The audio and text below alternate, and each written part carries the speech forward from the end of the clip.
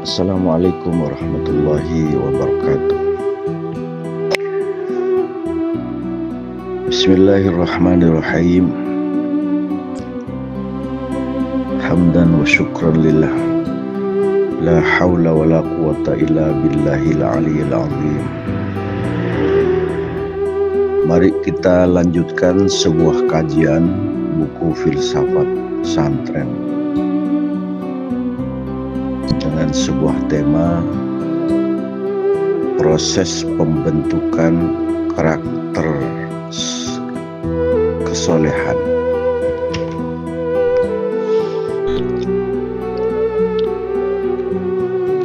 Materi ini merupakan kelanjutan dari materi anak soleh, anak solehah kalau perempuan. Sebagaimana penjelasan sebelumnya bahwa dambaan setiap orang tua soleh dan prestasi. Prestasi dan soleh.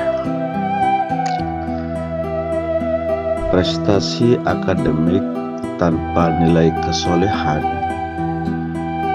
maka tidak akan mensyukuri kepada Allah dan tidak akan berterima kasih kepada guru dan kedua orang tuanya. Tapi kalau anak soleh dan prestasi, capaian akademik, penghargaan akademik,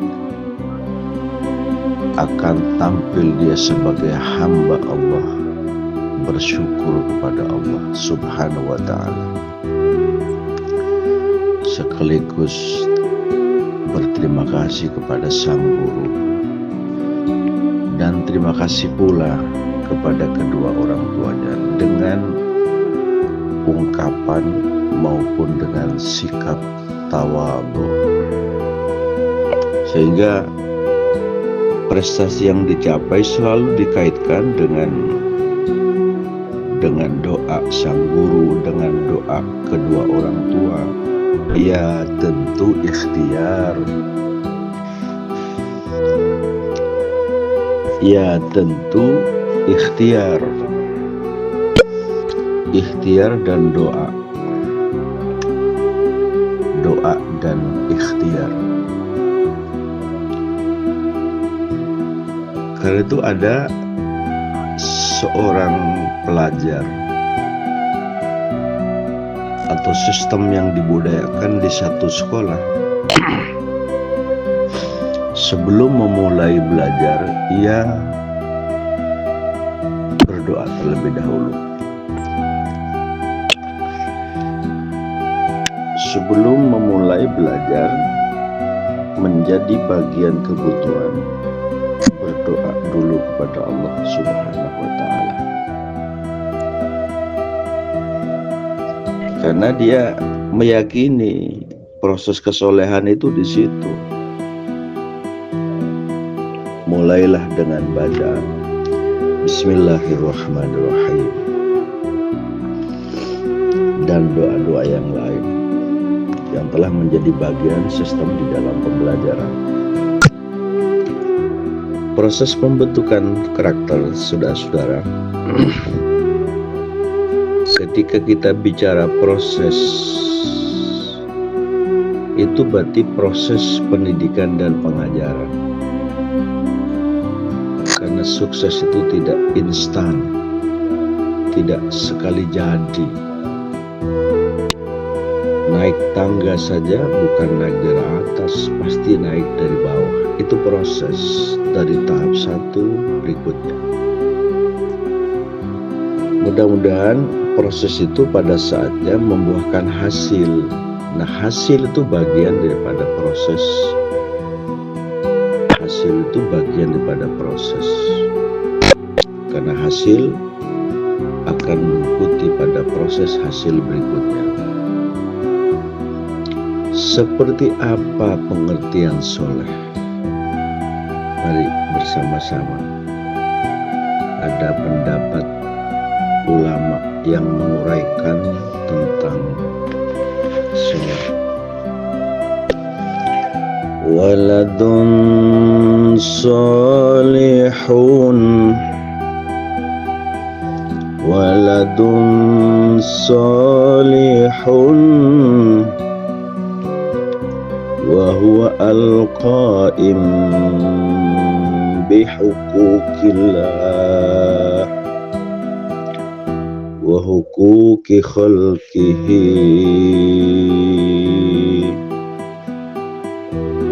Yang ngaji di lingkungan pesantren pasti ini pernah didapat dikaji, karena sering disampaikan oleh guru besar kita Al-Mukarram Haji Muhammad Hasan Mutawakkil Allah. Anak soleh itu baik laki ataupun perempuan, ia punya tanggung jawab terhadap hak-hak Allah. Ia membangun hubungan antara manusia kepada Allah, itu beres hubungannya. Kewajiban sholat 5 waktu beres dia. Kewajiban 5 waktu bahkan disempurnakan dengan sholat sunat, itu menjadi panggilan jiwa. Ia melaksanakannya tanpa dipaksa. Tanpa dipaksa.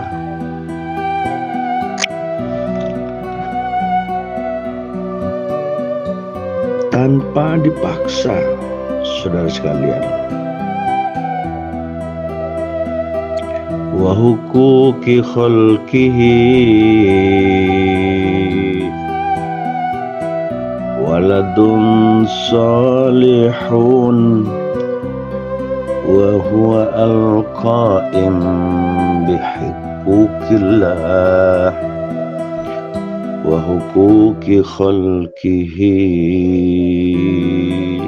Orang yang soleh, baik laki maupun perempuan, dia punya tanggung jawab terhadap sesama makhluk. Ia punya tanggung jawab terhadap kehambaan. Ia punya tanggung jawab memperbaiki dan tampil yang terbaik dalam interaksi sosial. Interaksi sosial, komunikasi yang terbaik kepada kedua orang tua bagus, komunikasi dengan tetangga bagus, kepada guru tawadhu bagus, tiap hari menebarkan kebaikan, tiap hari menebarkan kebaikan. Jadi inilah yang dimaksud dengan anak soleh. Ia punya tanggung jawab kepada Allah. Sadar hidup beragama ada kewajiban kepada Allah. Sadar dalam hidup punya kewajiban dan tanggung jawab terhadap sesamanya. Sebagai murid berkewajiban hormat dan taat, patuh kepada guru.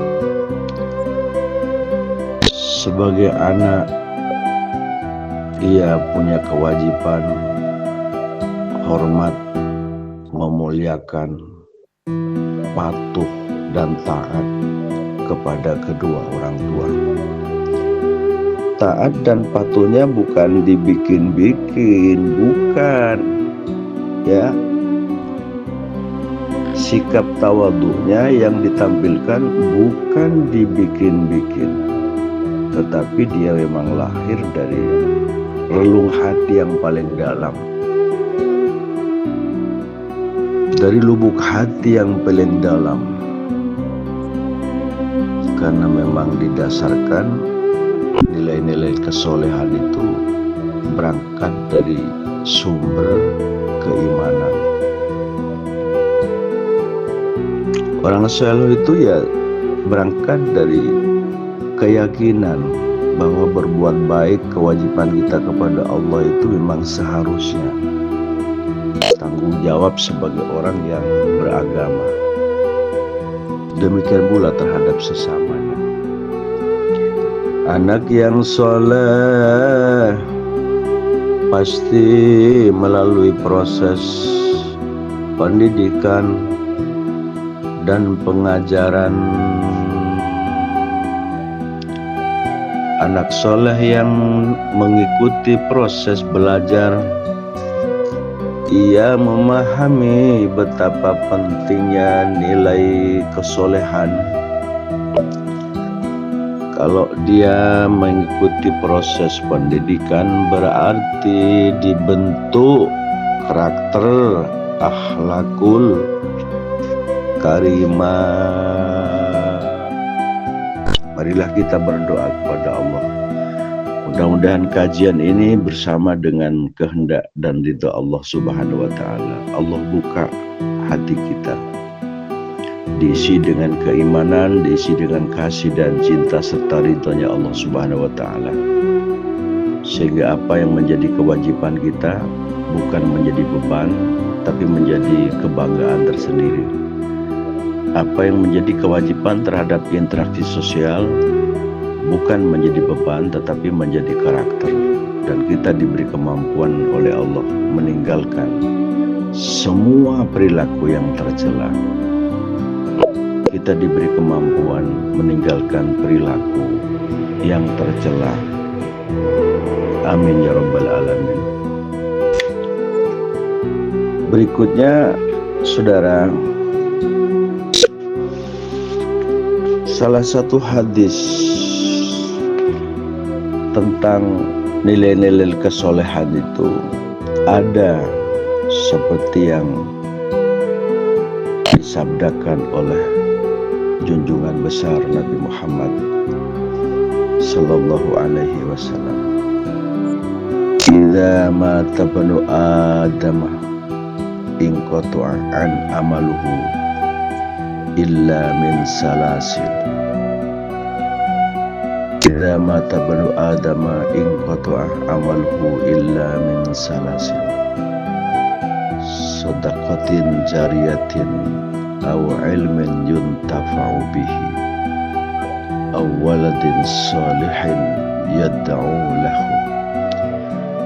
Idza mata banu Adam inqata'a amaluhu illa min salasin. Sadaqatin jariyatin aw ilmin yuntafa'u bihi aw waladin salihin yad'u lahu. Apabila manusia telah meninggal dunia, dalam hadis yang lain disebutkan idza matal insan, idza mata ibnu Adam. Ada dua versi hadis ini yang saya temukan. Apabila manusia telah meninggal dunia, maka putus amalnya kecuali tiga perkara: sadaqatin jariyatin aw ilmin yuntafa'u bihi aw waladin salihin yad'u lahu. Apabila manusia telah meninggal dunia, maka putus amalnya kecuali tiga yang terus menerus. Walaupun dia sudah terbaring di alam barzah sana, dia tetap mendapatkan paket pahala. Dia tetap mendapatkan parsel pahala. Satu di antara tiga. Yang pertama adalah sedekah jariyah. Yang kedua ilmu yang bermanfaat. Yang ketiga anak soleh yang mendoakan kepada kedua orang tua.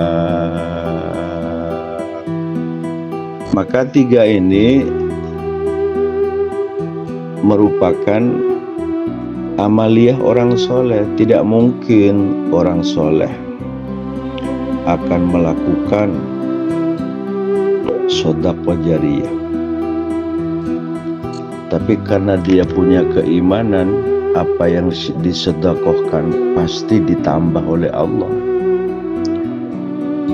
Apa yang disedekahkan tidak berkurang tapi bertambah dengan sebuah keyakinan. Maka ketika seseorang memiliki kemampuan, terdorong hatinya ingin berbuat baik, salah satunya sedekah. Sedekah membangun masjid, membangun mushola, sedekah membangun madrasah, sedekah mungkin termasuk wakaf Al-Quran, wakaf kitab, ya, memberikan sumbangsi pembangunan, pembebasan tanah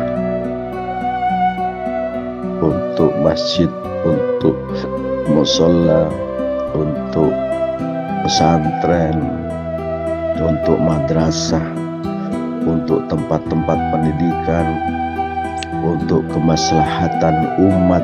Seperti yang kita tahu, ketika di suatu masyarakat tertentu ternyata ada pengadaan sumur bor, kita bersama-sama melakukan itu,